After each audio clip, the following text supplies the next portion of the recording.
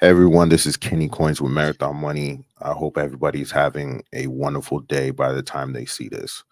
But today, I am on a interview with Moti Elkaim, who is a storyteller, brand strategist, also helps people create investor pitches and help startups. One of the main thing is that he scaled the brand and a startup to over 200 million, which is amazing. I think a lot of people in this day and age, who's in the entrepreneur space, is always looking for a roadmap and a way to sell their vision and tell their story so people can be involved. So, Monty, um, give us something about you to start this off. Hey, Kenny, first and foremost, thanks so much for having me. Love your podcast, love your show, and I'm honored to be on it. So, a bit about myself, kind of as a background. I'm the founder of Atlantic Brands, and the sole purpose of Atlantic Brands is to help emerging companies and emerging founders telling their story better, raise money from investors, and the way we do it, we really allow them to craft their pitch and personalize their pitch in a meaningful way, in a customized way. And we also provide other services like fractional CMO, building their go-to-market strategy and help them execute it as they're expanding in the US market primarily. It's interesting that you spoke about kind of the roadmap on how to get to $200 million in sales, or how to kind of lead a startup to almost unicornism in one of the startups I worked with.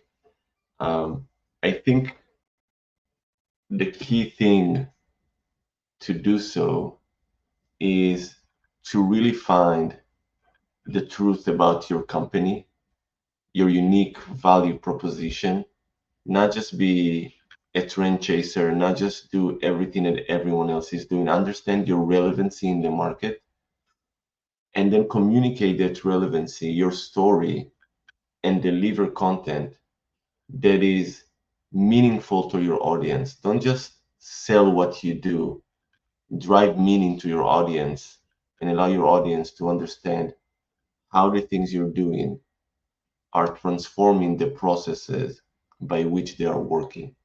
And if you're doing it in a simple way, in an engaging way, and in a meaningful way, not just another ad about a product or a feature, you can really establish a connection with your customers. With so much competition, definitely on social media, it's already hard for people to find themselves, and it's even harder for a company to find themselves because when you're in that struggle mode or in that beginning phase, um, you're just kind of looking to make money, and people have a hard time really trying to focus on themselves to or on why their why is, or on like their meaning of their company, what's their niche, because it's a struggle to try to just get to the first 10K, you know what I Right. mean, or the first 100,000, whatever the case may be. And usually people finding themselves get burnt out by the time they really truly find themselves, and then you're kind of just, well, I know myself now, but I'm too tired. Right. So how do you deal with that? You know, you're touching on some really, really important points here, some really deep points. So you had two meaningful questions that you asked. One, how do you start? And two, how do you start? How do you find your voice? And two, once you found your voice, the hustle of starting your own agency, business, startup, whatever it is, after 5 years, the grind is getting into you, is getting to you. And that is why a lot of people are even shutting down their businesses after a few years. So I'll tell you what I found, right. And let me tell you a story, okay? Because I'm into storytelling, so I'll tell you a story. When I started Atlantic Brands, my goal was to become the number one consultant for investor pitching. That was my goal, investor pitching. Once I was focused on investor pitching, I knew what I need to do in order to deliver my content outward. I needed to share my knowledge, I needed to allow people to understand why I'm better, not just because of my experience, but because of the way I approach things. And then I started pushing this content outward. Now, within 2 months of me starting pushing content outward, I became the number one writer on Medium for fundraising. And I'm not saying it to brag. I'm saying it because most people, when they start a company, they have a hard time focusing on what it is that they want to do. And I always follow the rule of one. And it helped my customers and it's helping me as well. You have one problem that you're solving, you have one solution and one audience. Narrow that down, follow the rule of one, it will allow you to focus. Then, after you realize what you want to focus on, and focus is so hard because when you start a business, you want money, you want customers, you're in financial stress. And it doesn't matter if you're a one person show or if you're a company starting on a new adventure or a new brand. So once you get that focus, now you need to say, okay, where is my unfair advantage? Where am I different? What am I doing differently than other people? And how does that matter to my prospects, to my target audience? And then share the knowledge. Don't just start selling, don't just start asking for money. Share the knowledge, share the process transformation you're bringing to the market. Allow people to value you for the content you're sharing, for your knowledge, and then they will come. So focus, understand what is your kind of rule of one, what is it that you want to focus on, and then share the knowledge that allows people to understand why you are the best at what you do. Then everything else will follow. Now, I always pride myself when I, work on my marketing and as I work with early stage startups that we don't invest money in marketing. We don't just run and do Google ads, LinkedIn ads. First of all, the conversion on those is very low. But the reason for it is that if you deliver the right content, if you create meaningful content and you share the knowledge and you share your ethos and what it is that you're trying to do, people will follow. And by doing so, by the way, you already differentiated yourself from 99% of the marketers on LinkedIn and any other platform because everyone is selling, not everyone is sharing. When you're in the sharing mode, your audience will follow. Does that make sense? No, that makes perfect sense, and something caught my attention as well. You said Google um, ads, paying for ads, promotions, the conversion rate is really low. Like, why is that? So I'll tell you why is that. I've had so many startups reaching out to me and said, listen, we need to create leads. We are into lead generation. Let's start, we need money. We're coming to you because we're at the point where we have no leads. We have to start building the pipeline. Let's do Google ads. Let's do LinkedIn ads. The reason those ads are failing for the most part is because the content is wrong. Google ad is just a Google ad. But if you put the right content in it, the right message in your story, not just keywords, don't just analyze keywords and say, okay, this is the keywords my competitors are using. I'm going to use those keywords, or let me tag along my customers' keywords. If you're focused again on your value proposition, you're not trying to chase everyone around.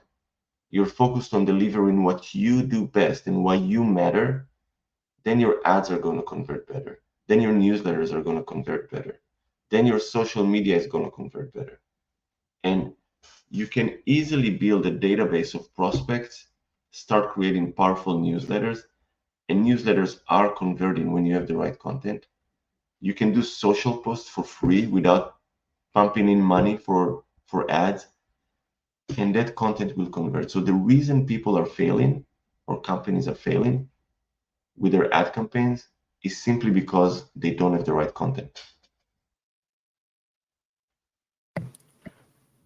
There got to be a path where you like discovered all this, and like, how did you come to this realization with that knowing that Google ads, LinkedIn promotions, Facebook, whatever ads they want to use doesn't really convert that well is my thought process would be like, is the mindset of the people that are seeing the content are seeing way too much content and it's not registering because the content is going so fast. Because like TikTok, for example, is like you watch a video and I can guarantee you the by the time you get to the seventh video, you're not seeing or remembering what you saw 7 videos ago. Do you think that's Exactly. an issue? I think it is. And it's funny uh, because, and I'll tell you another story in a second. There is a lot of noise out there, right? And a lot of companies are trying to follow best practices. And the problem when you want to follow best practices, and again, it goes back to ads, it goes back to content creation. The problem with best practices is that everyone else is already doing it. And so many people are trying to read the template, the guide to how to do ads correctly, what days of the week to post, what hour of the day. If everyone is reading the same guide, everyone is doing the same thing, and then you're not going above the threshold. One of my articles on Medium is called "The Pitch Deck Template is Dead." And what's happening in the investment market is that a lot of founders are not able to raise because they're following a template. So imagine yourself, you're an investor, you're seeing 500 pitches a month, sorry, and everyone is using the same flow. You want to shoot yourself in the head because it's dead boring, and then someone comes along and they change it. They pitch differently. They're true to the way they speak rather than following a guideline. And all of a sudden, you're above the threshold. When you're true to yourself, when you're true to your voice, when you're focused on what it is you want to deliver, and you're doing it in an authentic way, people will gravitate to it. Because, like you said, there are so many videos, there's so much content, and a lot of this is inauthentic. I can tell a LinkedIn BDR message from a mile away. I can sniff it. I can sense a sales email even before I open the email just by reading the subject line because everyone is doing the same. And you have to ask yourself, how do I stay true to myself? How do I engage people in a meaningful way? And not to This is carry on. Oh, sorry, no, go ahead. like to the part about staying true to yourself. This was what I was trying to get at in the beginning. Is like I even notice it on social media. It's like say one person creates like a viral content. Like by the end of the week, you'll probably have over tens of thousands of creator doing the exact same viral content. Exactly. It's like nobody's really authentic to themselves.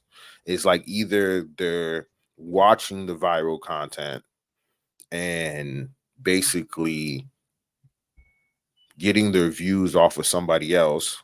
And I have a theory that I got from like a business professor, which I'll explain after this. Or like they're just imitating the content word for word, and then they're getting views off of that. And the thing I got from the professor was 95% of people success is based off 5% of people's work.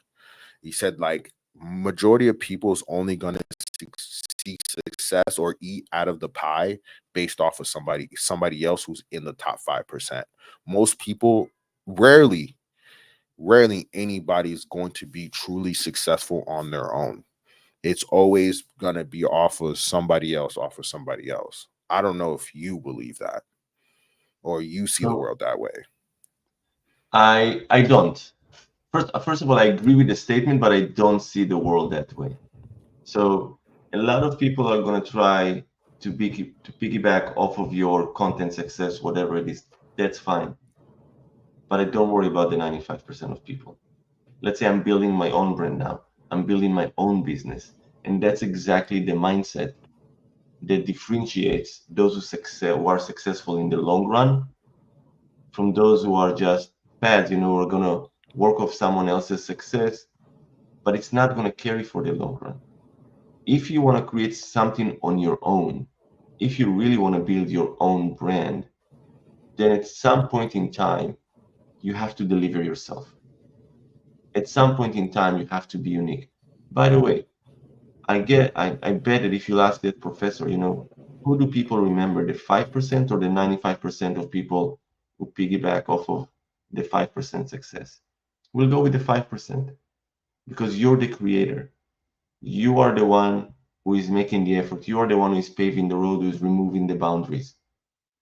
And you can only do it if you produce meaningful content.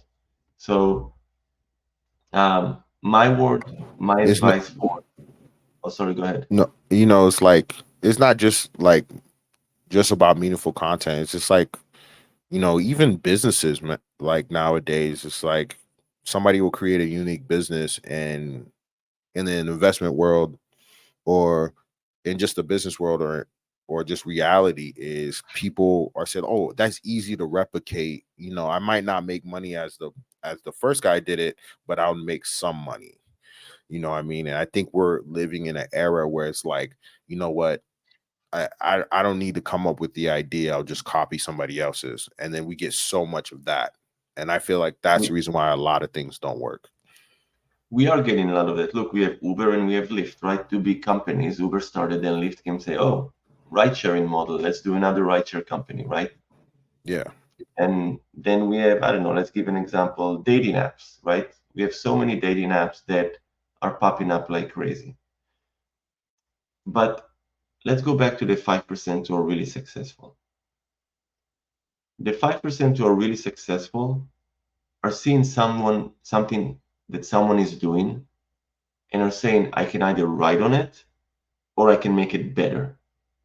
Okay. And I always love to give the example of Bumble, the dating app that is now becoming the most successful dating app in the world. What Bumble did is that, look, we have plenty of dating apps. You know, just Google dating apps, you'll have a never ending list. But I said, let's do it differently.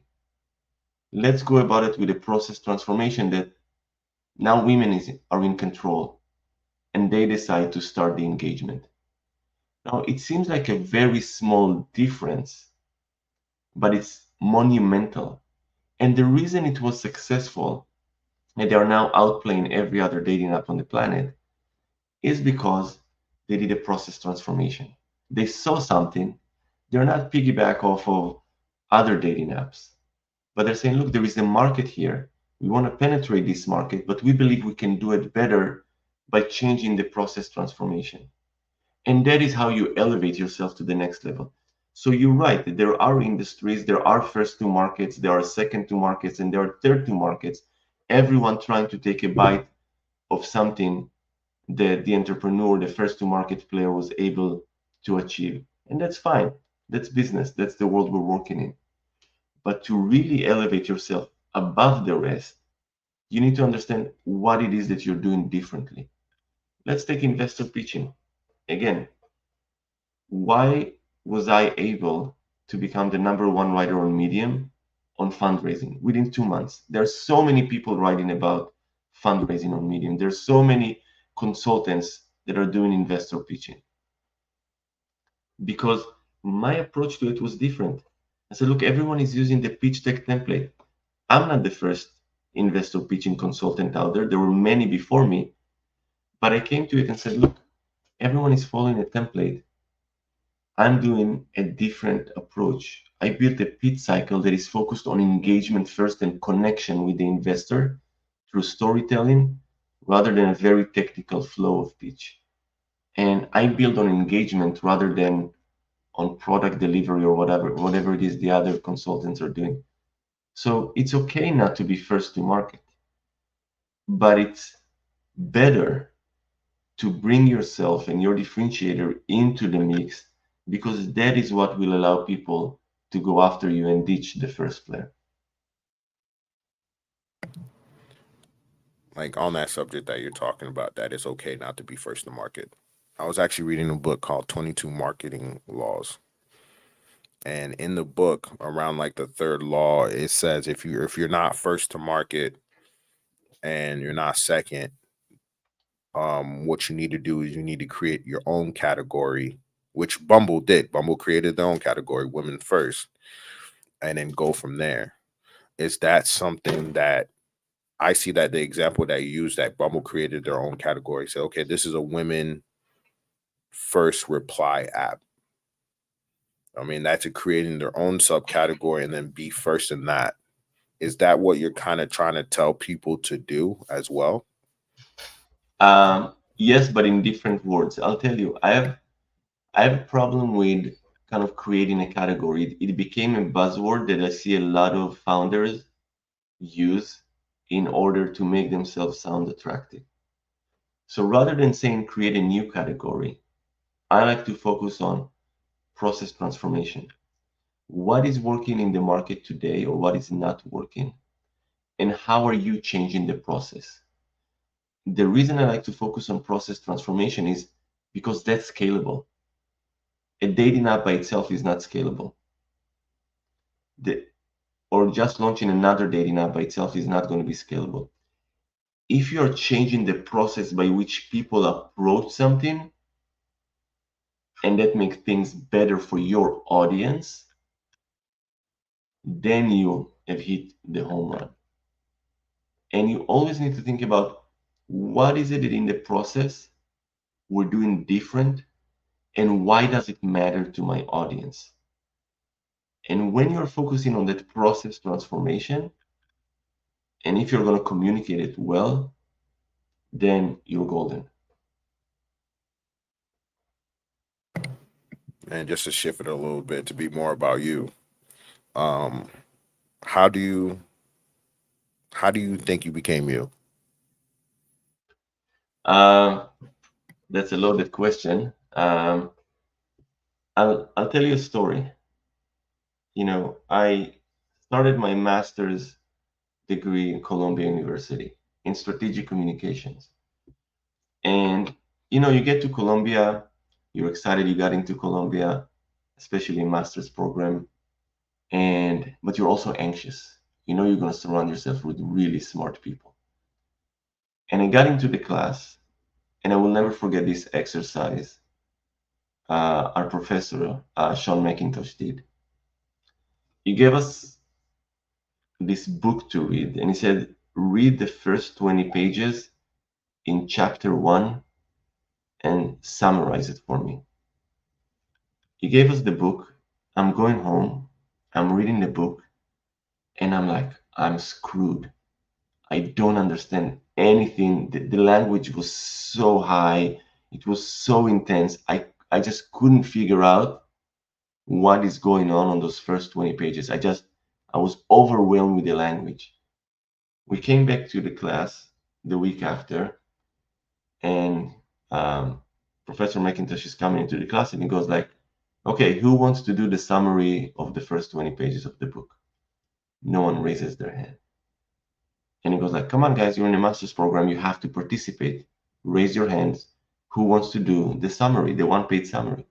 No one is raising their hand. And inside of me, I'm like, please don't let him pick on me. Please don't let him pick on me. I felt like an undergrad student in my first class. And then he goes like, Moti, you do the summary. And I said, well, to be perfectly honest, I had no idea what I'm reading. It was over me. If this is how the program is going to look like, I'm in trouble. And then the professor goes like, I'm so happy you said it, because that was the purpose of this exercise. When you're trying to impress others with high language, with intense language, with complex terms, with lingo that no one understands, no one is going to follow you. No one is going to understand. Your goal in life as a strategic communicator is to simplify everything for your audience so they don't need any prerequisite information or knowledge to follow you. And that was kind of never impress, never try to sell, never try to show yourself as an expert. The opposite. Simplify it as much as you can. Stay true to the core as much as you can. and that will allow you to increase your relevancy. And I see a lot of people, a lot of founders, whether they're raising money, whether they're trying to write a marketing campaign, whatever it is, they're trying to create something that doesn't exist. And or they're trying to position themselves as something they're not. And it's not going to work. You have to be true to your voice and simplify things. And that really kind of changed the way I approach marketing, campaigns, content, business, and everything I do. How important it is to like sell your, not like sell yourself, but like be able to, how to put it, to present yourself in a way like on everyday scale. Because I feel like even like if you have a job, you own a business, um, at some point it becomes part of you. You become that, like it becomes like, you know, Kenny slash business owner slash trader slash this slash that. And then I feel like you stop being true to yourself because you try to be all those things. And I feel like a company does the same thing. A company is like, we do this, this, this, this, and this. And kind of not true to yourself, so everybody gets lost. So how do you keep that? That's a good question. Let's take Amazon. Okay, let's take Amazon. They're doing everything of everything from cloud services to selling every single product on the market, managing Whole Foods, everything of everything, right? But there is one principle that they follow that never changes, and that is customer first.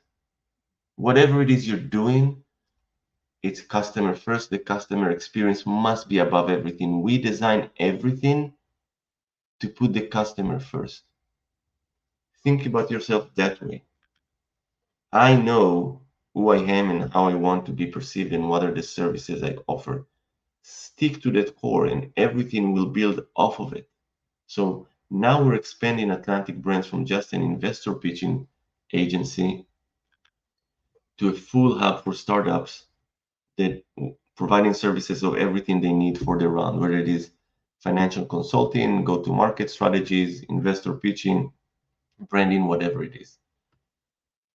But the core hasn't changed because the core is to enable startups to get to the next phase.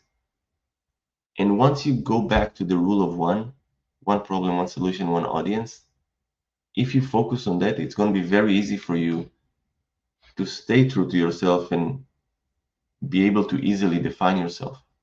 Um, it's all about focus. It's really all about focus. Yeah, it's very difficult to focus this day and age, even Very difficult. personally, business wise, job wise. Very is we're probably living in the most distracted era known to man, at least in the last 8 years. I And the feel like answer to it's that, and the cure to that, by the way, is focus. I met with an investor once, and the investor said, there is one way to become a market leader, is to find the group that wants to be led. And what does that mean? You may start a business. You're likely not going to be relevant to everyone. Then narrow the audience and see if you are the market leader for that audience or if you're relevant the most to that audience. If the answer is still no, narrow your audience even more and see if you now are the top leader, the top engager, the top content producer, whatever it is for that audience. If you still are not, then narrow your audience even more. Focus your audience to the point that they see you and your services as the most relevant to them. And when you're starting your campaign, your company, your whatever it is, you have to do that exercise in order to really kick your business off the right way. You can't just go after everyone. You can't go after the sexy logos. You can't go after the big accounts because that's what everyone wants. The opposite is true.